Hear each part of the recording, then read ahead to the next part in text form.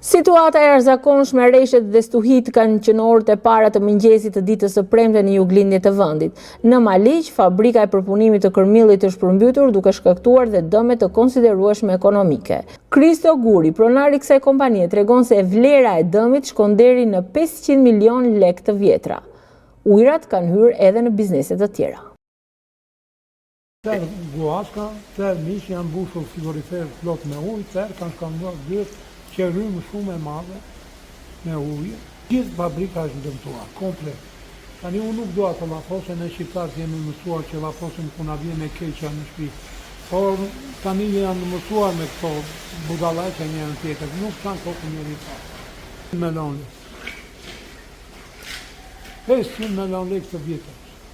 Dhe se kush ka kërkuar, kush nuk ka kërkuar, është e kota e punë. Vetë le ta shikoj vetë, erdhi kryetari i bashkisë këtu, interesuar, ja ky është dëm.